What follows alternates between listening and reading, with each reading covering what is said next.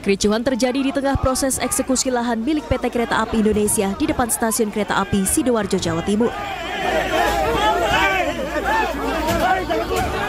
Sejumlah warga penghuni lahan berusaha melawan dan menghalangi proses eksekusi yang dilakukan jurusita Pengadilan Negeri Sidoarjo. Warga pun terlibat aksi saling dorong dengan anggota kepolisian yang berusaha mengamankan jalannya eksekusi. Warga berusaha melawan dan mempertahankan bangunan yang digunakan sebagai warung makan dan tempat tinggal. Sejumlah warga bahkan menolak keluar dan memilih bertahan di dalam bangunan yang akan dirobohkan. Saya tuh tinggal di sini itu sudah lama, Bapak. Sewaktu tahun 90 saya buka wartel. Wartel nggak berjalan, saya buka warung. Gitu, Bapak. Terus? Ya sudah sampai sekarang ini gitu loh. Sebelum pelaksanaan eksekusi ini, KPKI telah melakukan mediasi kepada para termohon atau para penghuni yang tidak bertanggung jawab tersebut untuk mediasi. Ada 8 orang yang bersedia mengosongkan sukarela dan 6 yang belum, dan hari ini kita lakukan pengosongan. Meski sempat ricuh, proses eksekusi lahan ini akhirnya berhasil dilakukan. Sejumlah bangunan permanen dikosongkan dan dirobohkan untuk selanjutnya diberi pagar pembatas agar tidak bisa digunakan lagi oleh umum.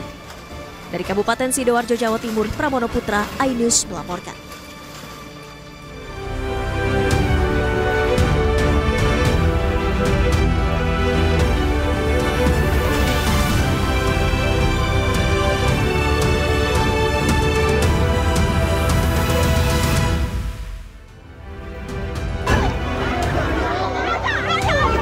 Gak menempati aset milik Pemprov, penggusuran rumah di Bandar Lampung berakhir ricuh.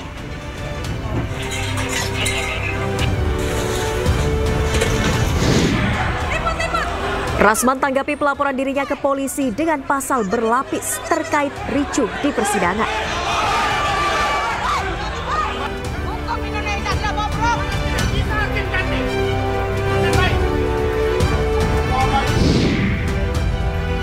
Presiden Prabowo dan 75 pasukan berkuda menyambut kedatangan Presiden Turki Recep Tayyip Erdogan di Istana Kepresidenan Bogor.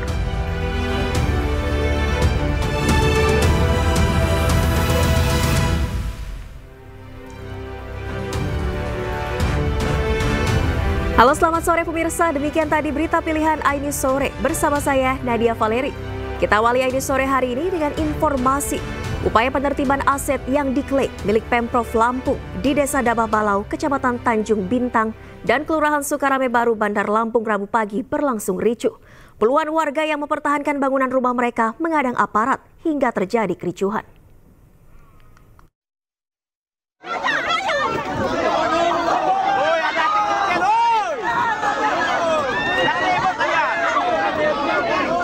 Puluhan warga yang menolak penggusuran berupaya menghadang aparat gabungan dan alat berat yang akan merobohkan rumah mereka. Bentrok pun tak terhindarkan. Saya ini nggak ada rumah, saya nggak ada rumah. Isak tangis warga pun pecah, beberapa di antara histeris dan jatuh pingsan ketika rumah-rumah mulai diratakan.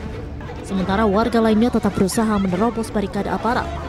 Namun barisan petugas yang terdiri dari Satuan Polisi Pamung Praja dan aparat kepolisian tetap maju memastikan proses penertiban berjalan sesuai rencana. Lahan yang ditertibkan ini diklaim merupakan aset pemerintah Provinsi Lampung yang diperoleh dari PT PX dan telah bersertifikat resmi sejak diterbitkan oleh kantor ATR BPN Lampung Selatan dan Bandar Lampung. Pemprov mengklaim telah melakukan sosialisasi sejak tahun 2012 lalu, saat jumlah bangunan di lahan tersebut masih sedikit. Namun seiring waktu, permukiman semakin padat tanpa dokumen kepemilikan yang sah. Namun warga pun memiliki pandangan berbeda. Warga menilai ada kejanggalan dalam dokumen yang digunakan pemerintah sebagai dasar penggusuran. 35 tahun. Jadi saya juga nggak tahu kalau istrinya posisinya udah kayak gini, nggak tahu. Awal-awalnya nggak tahu saya kalau mau ini. Karena awal itu kita juga beli sih. Dan kita bikin rumah ini kan pakai duit gitu loh ya. Benar. Bukannya isinya kita cuma gratis gitu rumah enggak. Jadi kayak Pemprov ini nggak ngerti perasaan orang yang di bawah itu gimana. Menurut warga, sejak tahun 1985, tanah tersebut digarap oleh karyawan perusahaan sebelum tiba-tiba muncul klaim dari Pemprov pada tahun 1997 silam. Dari Bandar Lampung, Andres Avandi, iNews melaporkan.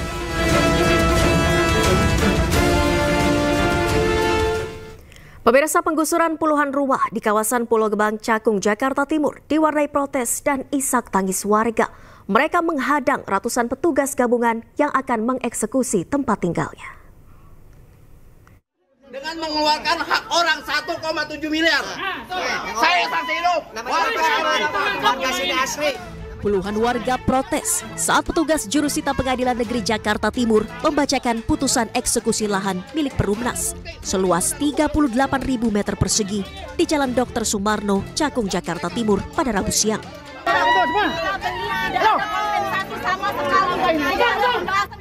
Lahan ini dihuni warga dengan berbagai pekerjaan, mulai dari lapak pengepul barang bekas hingga rumah permanen.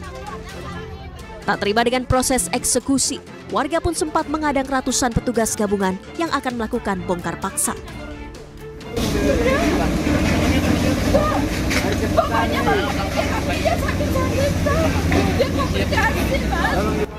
Isak tangis juga mewarnai proses pembongkaran bangunan permanen dan semi permanen. Sejumlah warga menangis histeris karena tak memiliki biaya untuk membeli rumah baru. Itu awalnya itu cuma dikirimin surat. Nah, surat katanya tanggal 12 itu bakal ada pergusuran. Tapi itu nggak ada seminggu, Mas. Dikasih waktu nggak ada seminggu kita. Cuman dia beberapa hari doang, terus tiba-tiba saya balik dari panti, papa sakit. Terus bilang rumah mau digusur. Gimana saya nggak sakit coba? Meski diwarnai protes dan isak tangis warga, petugas berhasil mengeksekusi lahan yang rencananya akan dijadikan perumahan rakyat untuk masyarakat berpenghasilan rendah. Dari Jakarta, Rio Manik, iNews melaporkan. Pemirsa, sejumlah pengemudi ojek online terjaring razia parkir liar yang digelar petugas Sudin Perhubungan di kawasan Mangga 2, Sawah Besar, Jakarta Pusat. Salah seorang pengemudi ojol bahkan mengamuk lantaran tak terima kendaraannya diangkut paksa petugas.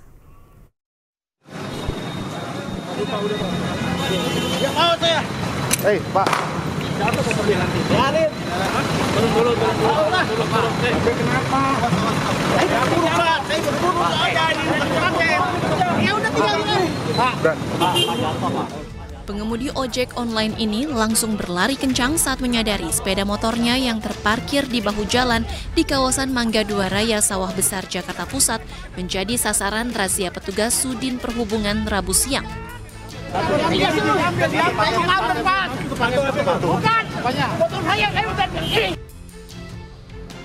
Kepungan petugas yang memblokade kendaraannya membuat pengemudi ojol mengamuk.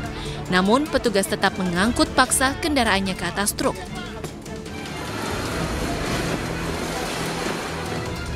Pengemudi ojol ini berdalih sengaja parkir di lokasi tersebut karena tidak adanya rambu larangan parkir. Dirinya kecewa dengan sikap arogan petugas yang tidak memberikan toleransi. Ada larangan soalnya. Oh, ada larangan? Ya, kan masa Jepang dilarang parkir di sini hari parkir. Tidak ada sama sekali. Tapi selama ini Bapak parkir di sini memang kalau ambil barang? Nah, jangan masuk. Pada putih berdesak aja saya. Ayo.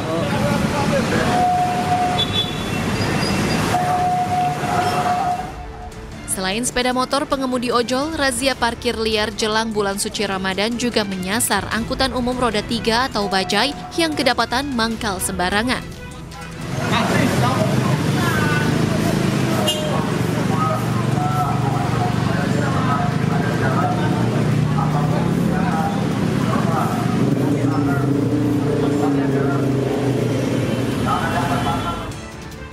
Pada razia kali ini, petugas berhasil menjaring puluhan sepeda motor dan memberikan sanksi tilang.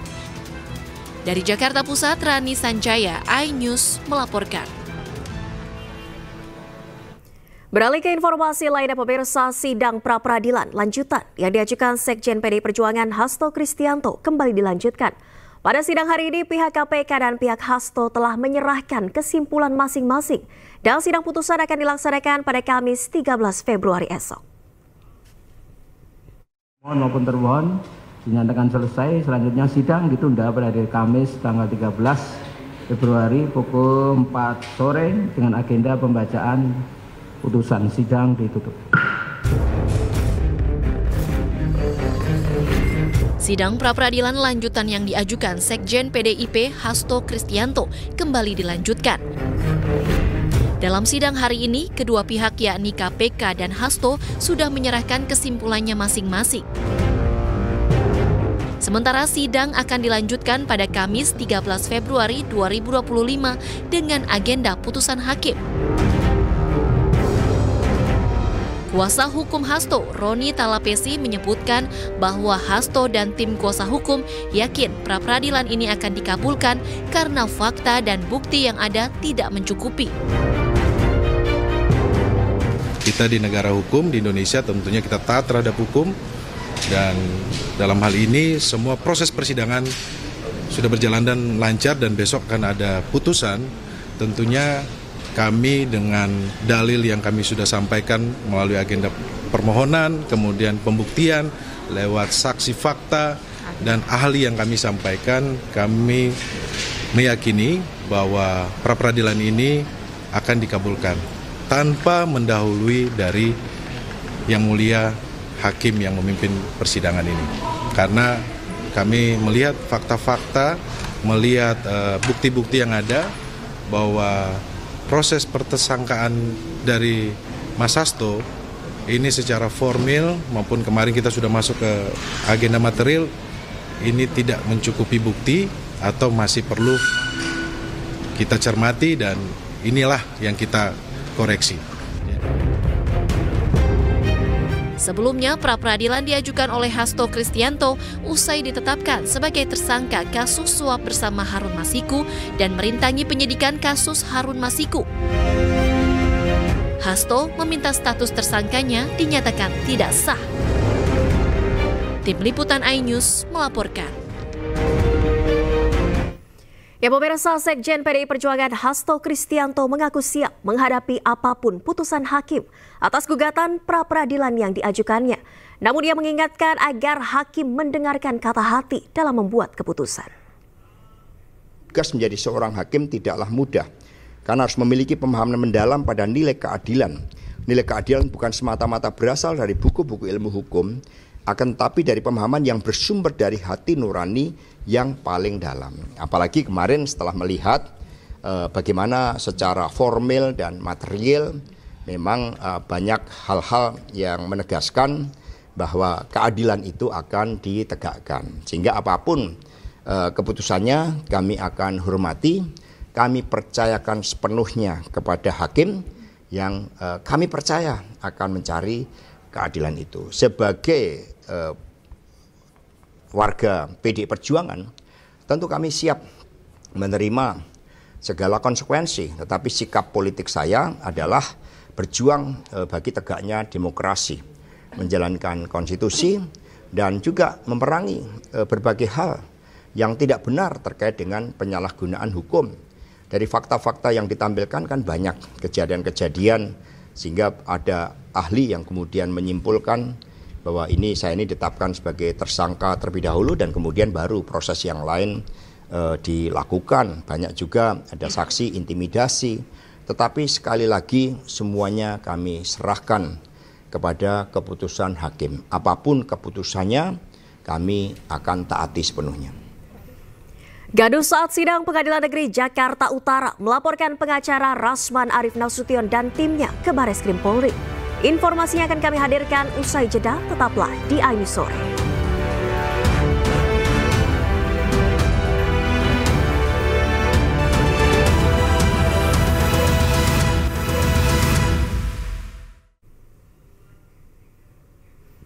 Terima kasih Anda masih di iNews Sore. Pemirsa, Pengadilan Negeri Jakarta Utara melaporkan pengacara Rasman Nasution bersama timnya ke Bareskrim Polri terkait kericuhan dan perseteruan di ruang persidangan.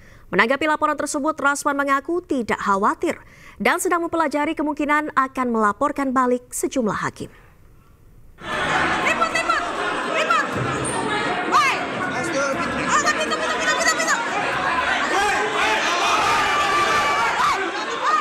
Hukum Indonesia sudah bobrok. Tidak bisa Kegaduhan dan perseteruan di ruang persidangan kasus dugaan pencemaran nama baik antara Rasman Arief Nasution dan Hotman Paris Kamis pekan lalu berbuntut panjang. Akibat kegaduhan tersebut, Pengadilan Negeri Jakarta Utara resmi melaporkan Rasman Nasution bersama dengan timnya ke Barreskrim Polri. Tidak tanggung-tanggung, Rasman dilaporkan dengan 3 pasal sekaligus. Ya betul, jelas kegaduhan yang terjadi dalam ruang sidang, baik yang selama diskoros maupun selama persidangan berjalan. Seperti itu. Ada pasalnya nggak Pak? Pasal yang saya laporkan ada 3, yaitu 335 KUHP, 207 KUHP, dan 217 KUHP. Ya, seperti itu, 217 KUHP. Ada 3 pasal. Menanggapi laporan tersebut, Rasman mengaku pihaknya tidak khawatir. Kendati demikian, Rasman mempertanyakan sejumlah pasal yang menjeratnya dalam laporan tersebut. Kenapa menjadi aneh? Karena yang melapor itu adalah Ketua Pengadilan Negeri Jakarta Utara, didampingi Ketua Pengadilan Tinggi dari DKI Jakarta atas perintah Mahkamah Agung Republik Indonesia. Nah pertanyaannya, siapa korban dari pasal 335 dimaksud? Di mana ancaman kekerasan di situ? Di mana dasar peletakan pasal 335 dimaksud? Begitu juga dengan 207. Begitu juga dengan 217. Kalaupun ingin dilaporkan, idealnya pelapornya adalah Ketua Majelis Hakim, Ibu Sofia Tambunan, karena dia yang langsung memimpin sidang dan terjadi kegaduhan akibat tindakan ketua majelis yang sangat otoriter dari awal persidangan 3 kali sebelumnya sampai sidang berikutnya. Rasman juga mengatakan sedang mempelajari kemungkinan akan melaporkan balik sejumlah hakim yang menyidangkan perkaranya di Pengadilan Jakarta Utara. Dari Jakarta, Jessica Winoto, Rizky Yulianto, iNews melaporkan. Buntut naik ke meja ruang sidang pemirsa, Kongres Advokat Indonesia memberhentikan pengacara Rasman Arief Nasution dan Firdaus Wiwobo sebagai anggota. Firdaus Wiwobo menanggapi santai pemecatannya dan mengaku telah pindah ke organisasi advokat lain.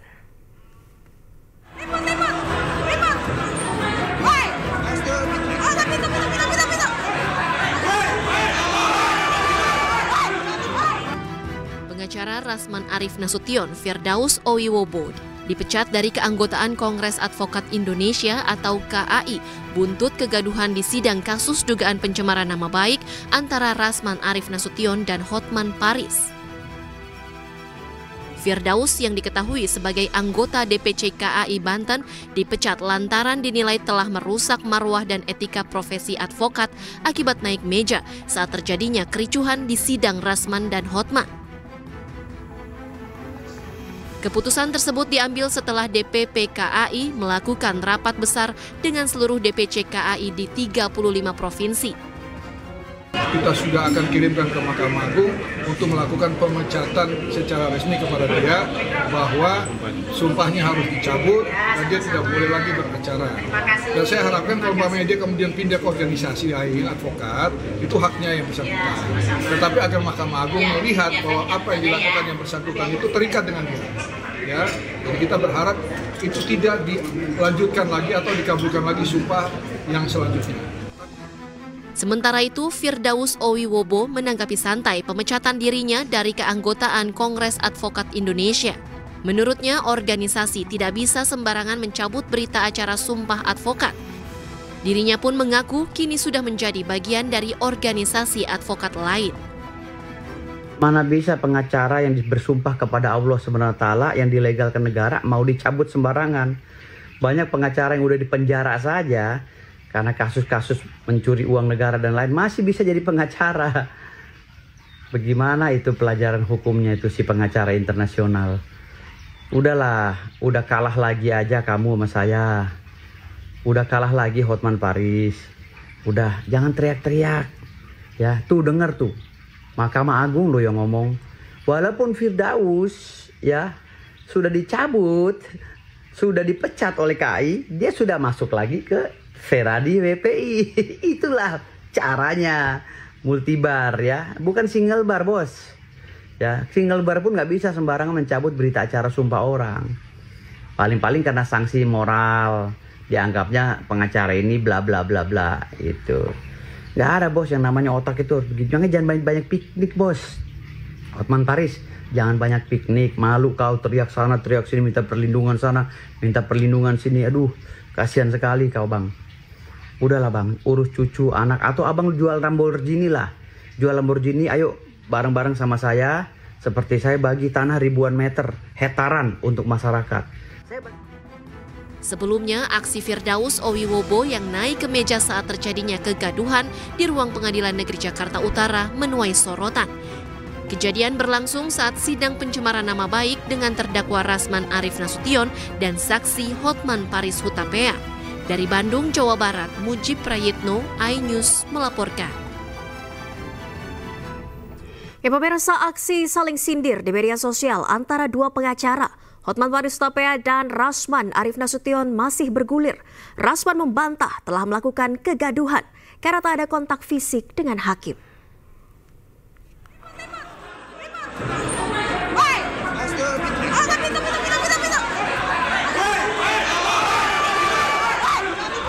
Pasca sidangnya gaduh, bahkan ada pengacara yang naik ke atas meja. Pelapor sekaligus saksi kasus pencemaran nama baik Hotman Paris Hutapea bersuara di media sosialnya. Menurut Hotman, tindakan pengacara seperti itu tidak akan disukai pengusaha-pengusaha.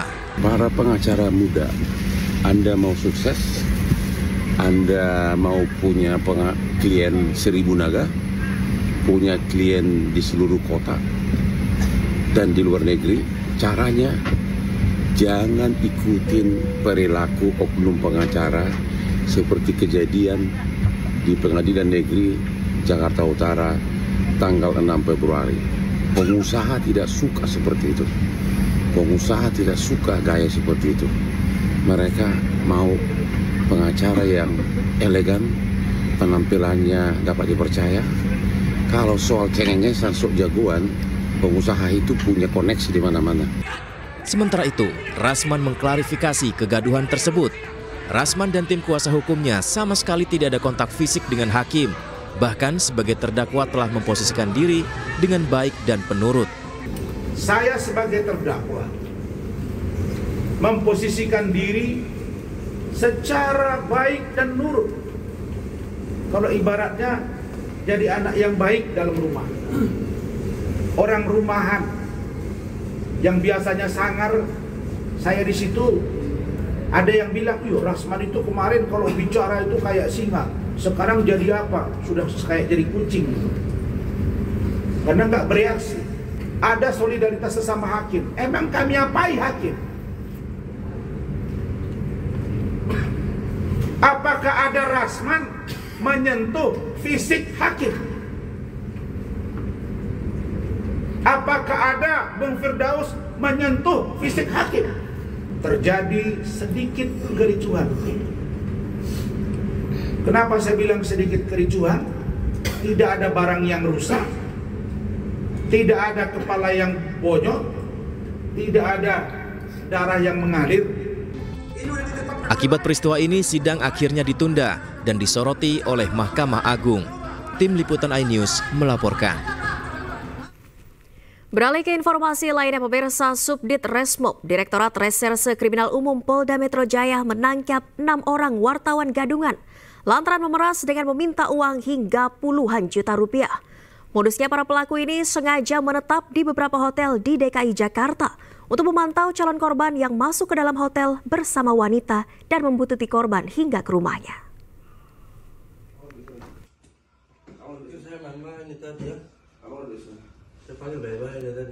Inilah video detik-detik tim Opsnal Subdit Resmob Direktorat Reserse Kriminal Umum Polda Metro Jaya menangkap 6 wartawan gadungan berinisial MS, FF, DP, HP, MN, dan JP di 6 lokasi berbeda di kawasan Bekasi, Jawa Barat. 6 wartawan gadungan ini ditangkap tak lama setelah memeras seorang pria berinisial SA senilai puluhan juta rupiah di kawasan Pancoran, Jakarta Selatan.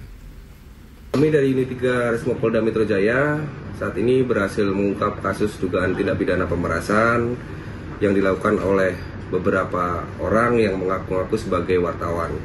Mereka melakukan pidana pemerasan ini dengan modus mengaku-ngaku sebagai wartawan dan stay di hotel-hotel yang ada di daerah wilayah Jakarta.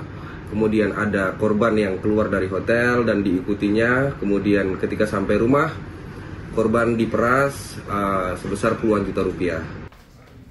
Selain menangkap para pelaku, petugas juga menyita beberapa barang bukti, diantaranya 3 unit kendaraan roda 4, 3 buah kartu tanda pengenal pers, 7 buah handphone, dan beberapa barang bukti lainnya.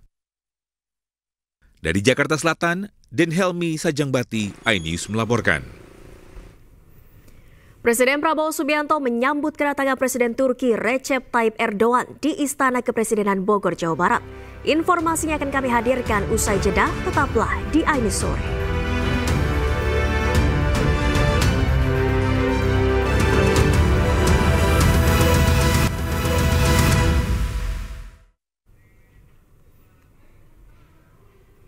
Terima kasih Anda masih di iNews Sore, pemirsa. Presiden Prabowo Subianto menyambut langsung kedatangan Presiden Turki Recep Tayyip Erdogan di Istana Kepresidenan Bogor, Jawa Barat pada siang tadi. Upacara kenegaraan penyambutan Erdogan berlangsung meriah.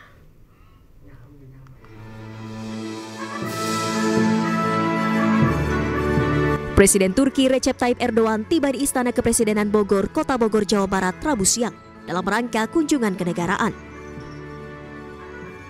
Iring-iringan Erdogan tiba pukul 11.30 waktu Indonesia Barat di depan beranda Istana Kepresidenan dengan disambut oleh 75 pasukan berkuda dari pasukan pengamanan Presiden. Angka 75 ini merupakan simbol 75 tahun hubungan Indonesia dan Turki. Kedatangan Erdogan disambut langsung oleh Presiden Prabowo Subianto. Kompak mengenakan kacamata hitam, keduanya bersalaman dan berbincang sebelum upacara penyambutan dimulai.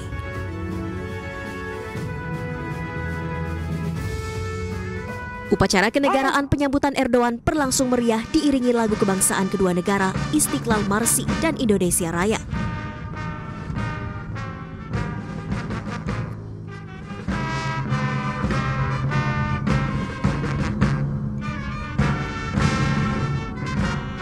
Serta dentuman meriam penghormatan sebanyak 21 kali.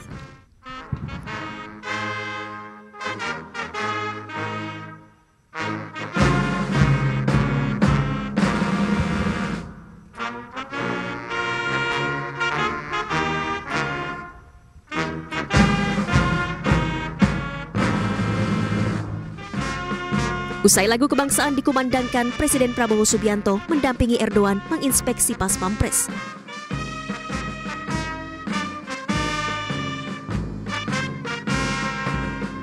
Dan memperkenalkan jajaran Kabinet Merah Putih kepada Erdogan dan delegasinya. Marhaba, suatu kehormatan dan kebahagiaan bagi kami, bangsa Indonesia, menyambut kunjungan Presiden Republik Turki beserta seluruh delegasi dari Turki. Kunjungan ini adalah kehormatan bagi kami karena ini bertepatan dengan 75 tahun hubungan diplomatik Indonesia-Turkiye. Bismillahirrahmanirrahim. Sayın Cumhurbaşkanı, aziz kardeşim, kıymetli heyet üyeleri, saygıdeğer basın mensupları, sizleri şahsım, heyetim ve milletim adına en kalbi duygularla selamlıyorum. Pernyataan pers bersama selesai.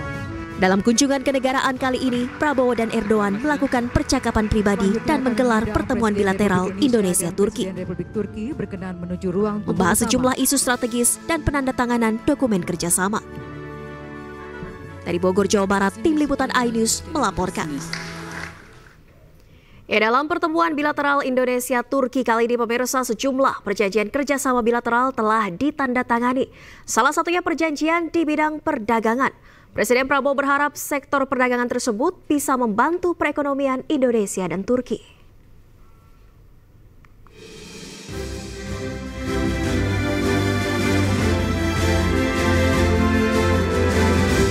Hubungan diplomatik antara Indonesia dan Turki telah terjalin sejak tahun 1950. Sepanjang perjalanannya, kedua negara telah menjalin kerjasama di berbagai bidang, termasuk ekonomi, pertahanan, dan sosial budaya. Presiden Prabowo menyebutkan bahwa Indonesia belum memiliki perjanjian kerjasama di bidang perdagangan. Presiden berharap perjanjian perdagangan tersebut bisa memajukan perekonomian Indonesia dan Turki. Saudara-saudara sekalian yang mulia, kita ingin perdagangan di antara Turki dan Indonesia lebih meningkat, dan saya yakin bahwa akan meningkat dalam waktu dekat. Dan kita akan terus berupaya supaya perdagangan antara Turki dan Indonesia lebih berimbang, saling menguntungkan dan saling memperkuat.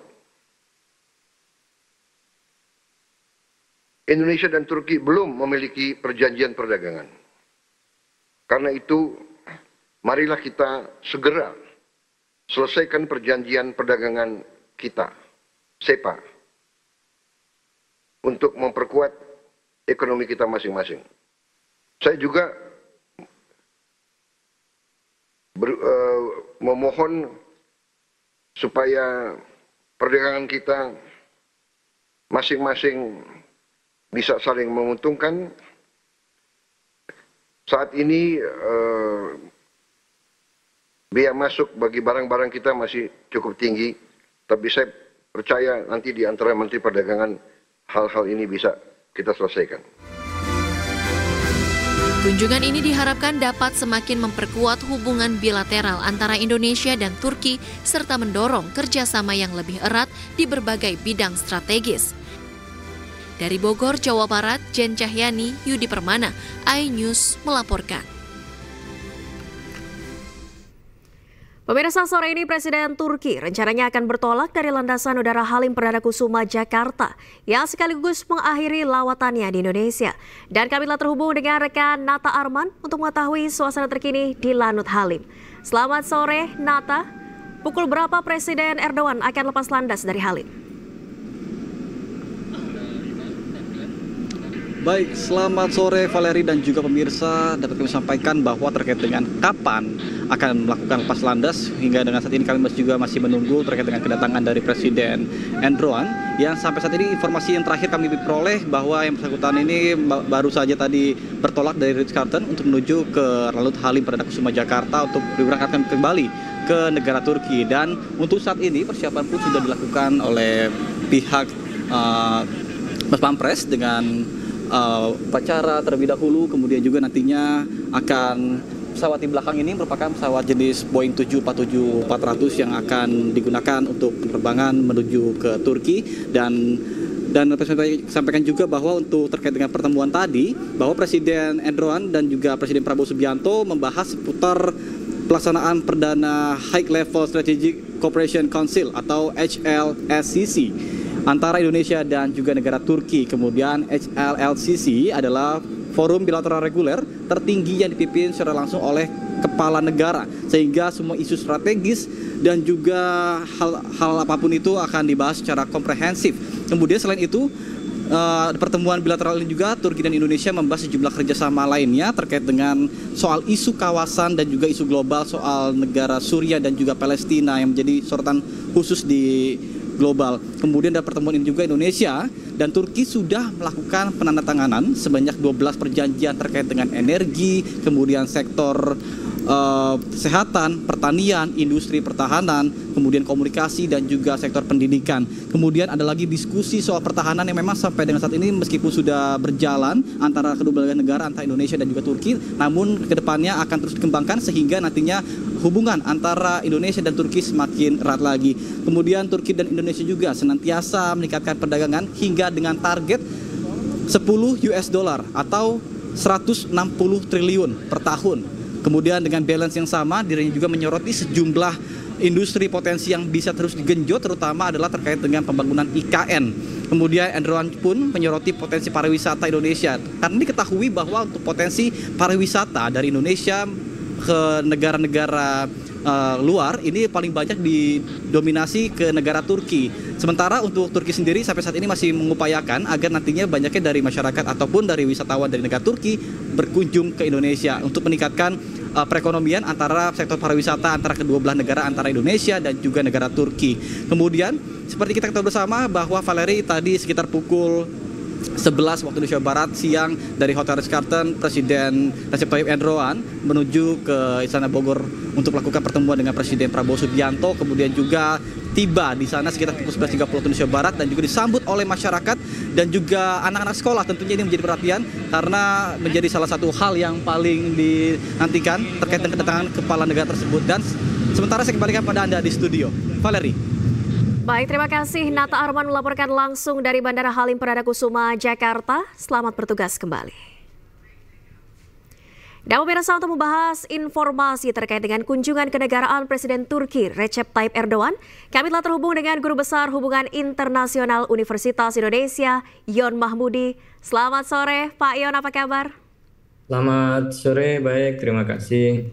Ya, Pak Yon, ini Indonesia menjadi negara kedua dalam tur Presiden Erdogan ke Asia kali ini. Anda melihat ada makna tertentu dalam kunjungan kenegaraan kali ini? Ya, saya kira ini menunjukkan hubungan yang spesial ya dari cara penyambutan Pak Prabowo terhadap Erdogan yang begitu hangat, menyambut sendiri di lapangan Halim Perdana Kusuma. Mereka berjalan ya berdua secara dekat ini untuk menunjukkan bahwa memang hubungan antara Indonesia dan Turki itu sangat kuat. Yeah. Kalau kita lihat ini kan kunjungan pertama Erdogan ya sejak memimpin. Erdogan itu kan memimpin sejak 2003 sebagai Perdana Menteri. Memang sebelumnya 2011 ada kunjungan dari Presiden Abdullah Gül ya ketika Erdogan menjadi Perdana Menteri. Tetapi dalam kapasitas Erdogan yang berkuasa sangat panjang ini saya kira pertemuan pertama sebagai Presiden Turki yang berkunjung ke Indonesia ya dalam kurun waktu ya kalau 2011 kemudian sekarang saya kira ya sekitar 14 tahun yang lalu dan ini pertama kali Erdogan datang dan untuk memperkuat ya hubungan Indonesia dan Turki. Baik, Pak Yon. Ini sebelum kita akan melihat, memantau kepergian dari Presiden Erdogan ke Bandara Halim, saya ingin bertanya terkait dengan sejumlah perjanjian yang tadi sudah ditandatangani antara Indonesia dengan Turki, termasuk tadi perjanjian perdagangan. Ini bagaimana nanti mekanisme penerapannya Anda melihat dan bagaimana bisa menguntungkan kedua negara? Indonesia dengan Turki saya kira sudah cukup lama ya, bahkan Soekarno sendiri kan pada waktu itu memiliki sebuah inspirasi tentang pemimpin Turki Kemal Atatürk ya sebagai bagian dari inspirasi penting terhadap pembangunan di Indonesia. Tapi dari sisi ekonomi memang itu belum secara optimal dan diharapkan dengan penandatanganan MOU yang ada terutama di sektor perdagangan itu semakin memperkuat ya memperbanyak perluasan pasar Indonesia ke Turki karena produk-produk Indonesia kan juga disukai ya di Turki, apakah itu kaitannya dengan minyak nabati, oil, kemudian karet dan lain, tapi memang dikenakan tarif masih tinggi. Nah, melalui perjanjian ini diharapkan kemudian semakin dipermudah dan semakin banyak produk-produk Indonesia di Turki, termasuk juga kunjungan warga Turki ke Indonesia, karena selama ini kan Indonesia lebih banyak berkunjung ke Turki ya.